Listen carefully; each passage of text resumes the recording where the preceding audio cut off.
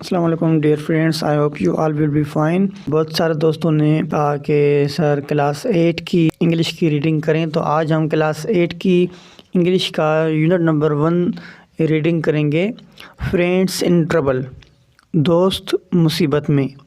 دیر lived two close friends، یہاں پہ دو گہرے دوست رہتے تھے، باسط اینڈ راہیل، باسط اور Raheel.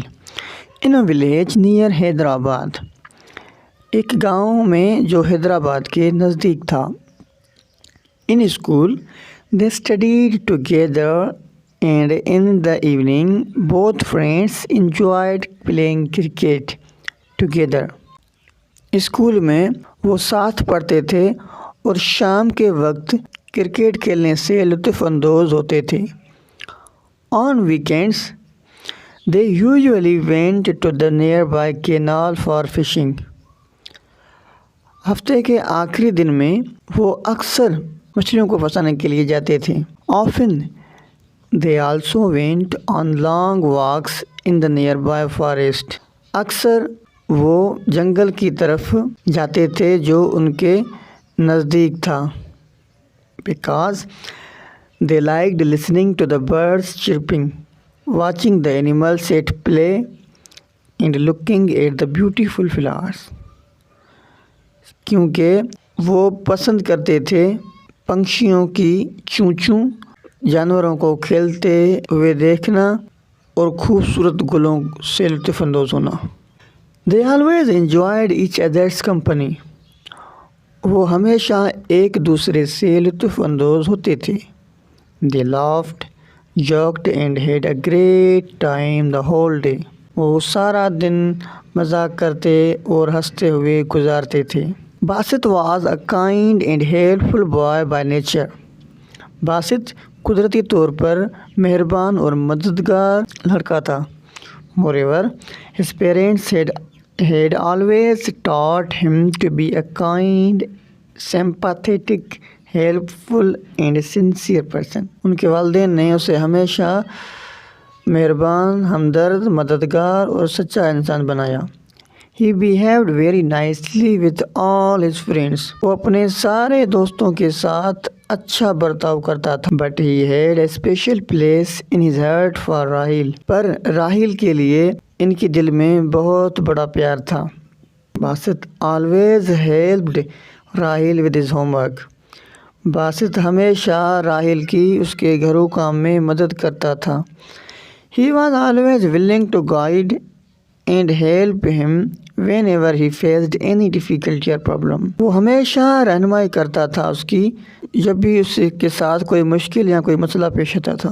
He also happily gave one of his fish to Raheel when he failed to catch any۔ اس کے علاوہ یہ ہمیشہ خوشی خوشی ایک مچھلی راہیل کو دیتا تھا جب بھی وہ مچھلی پکڑنے میں ناکام ہوتا تھا۔ Because luckily Basit often managed to catch more fish than Raheel. کیونکہ خوش قسمت باسط اکثر کر کے راہیل سے زیادہ مچھلیاں پھنساتا تھا۔ Although Basit was very active and very intelligent۔ اس کے الٹ باسط تمام چست اور ذہین تھا۔ He was not good at climbing trees۔ وہ درختوں پر چڑھنے میں اچھا نہیں تھا۔ Raheel on the other hand was very good at climbing trees۔ اس کے علاوہ راہیل درختوں پر چڑھنے میں بہت اچھا تھا۔ As he had a tall tree in his house۔ جبکہ اس کے گھر میں بہت لمبا درخت تھا۔ Which he had been climbing from an early age۔ جس پر وہ بچپن سے چڑھتا تھا۔ One day ایک دن Raheel and Basit decided to go to the nearby forest to enjoy the natural beauty۔ ایک دن راہیل اور باسط نے فیصلہ کیا اپنے نزدیک والے جنگل کے جانب جانے کا، قدرتی چیزوں سے لطف اندوز ہونے کے لیے۔ Being nature lovers they kept walking along the path of the forest۔ قدرت کو چاہنے والے جنگل کے راستے کے جانب چل پڑے۔ all the time talking and enjoying the natural beauty all around them. ہر وقت بات چیت کرتے ہوئے لطف اندوز ہوتے ہوئے قدرتی چیزوں سے جو ان کے ارد گرد تھی. They were so curious about everything that they just kept on following whatever caught their attention. ہر اس چیز پر تعجب کر رہے تھے جو بھی اس کے ذہنوں کو متوجہ کر رہی تھی. Not realizing that they had wandered deep into the forest. انہوں نے محسوس ہی نہیں کیا کہ وہ ایک گہرے جنگل میں داخل ہو چکے ہیں. Suddenly they realized that they had lost their way. آخر کار انہوں نے محسوس کیا کہ وہ اپنا راستہ کھو چکے ہیں. They became very worried because their parents and the villagers had often told them about the dangerous beasts living in the forest. کیونکہ اکثر ان کے والدین اور محلے والے انہیں بتایا کرتے تھے کہ جنگل بہت خطرناک اور خونخوار ہے. However, they decided to remain calm. جبکہ انہوں نے خاموش رہنے کا فیصلہ کیا.